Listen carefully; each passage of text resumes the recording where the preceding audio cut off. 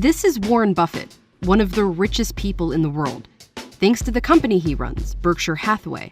Basically, it's a holding company that just owns a bunch of other companies, Geico, Dairy Queen, a huge railroad, as well as a lot of stock in other companies like Apple and Coca-Cola.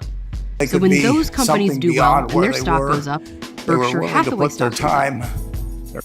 When Buffett took over the company in 1965, a single share was worth $19. Today, it's worth nearly $500,000.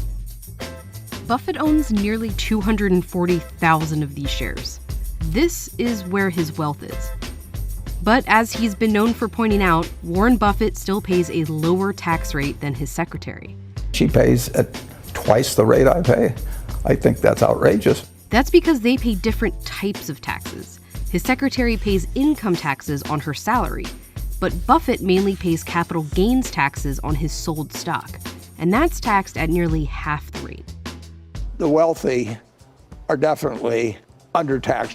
In the U.S., the disparity between the richest Americans and everyone else has been growing. And in the last 40 years, the after-tax income of the richest has risen more than 400%, while middle-class income has only risen 50%.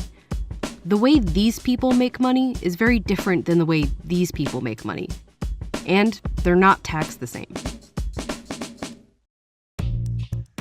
I pay less in taxes than people that work for a living and make as much money as I do. This is Morris. He used to work on Wall Street. Now he's retired and lives off his many stock market investments. I own stock in companies, Berkshire Hathaway and Amazon and Apple.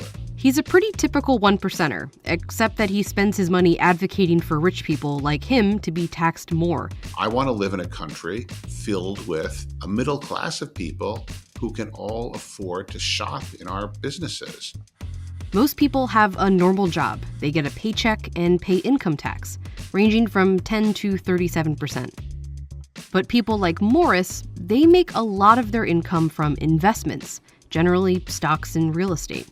These investments are taxed as capital gains, and things like long-term stock have a maximum tax rate of just 20%. I sold some stock recently for $400,000, and my taxes on that have around $50,000. But that $50,000 is far less tax than anyone who has a job making $400,000 a year would pay. And most of his wealth, well, isn't even taxable. People like Morris or Buffett are worth so much money because of the stock that they hold, but it's not tangible, spendable, taxable money. I can look at my stock portfolio and I can say, I made $1 million this year, but it doesn't mean I have to pay anything in taxes because our system is based on only paying taxes when you actually sell something. Amazon's Jeff Bezos, the richest man in America thanks mostly to his Amazon stock, pays almost nothing in taxes. We value his worth here, but it's never taxed unless it's turned into real money when he sells the stock, and it's taxed as a capital gain. This is one way billionaires are able to be technically worth so much money, but pay so little in taxes. Some billionaires like Elon Musk are able to get loans against their stocks and live off of that. They don't even need to sell the stock to turn it into spendable money. No sale, no taxes. There's also a big loophole in capital gains taxes that the rich exploit called the stepped-up basis. If, hypothetically, Warren Buffett were to sell his stock, he'd have to pay capital gains taxes based on his profit, so the cost of the stock minus the original investment. But if he holds off selling his entire life, when he dies, whoever inherits the stock and then sells it would only have to pay taxes on what they earned after they inherited it, leaving all those original gains untaxed. It's part of what's called buy, borrow, die, and it's one way the richest families avoid paying taxes.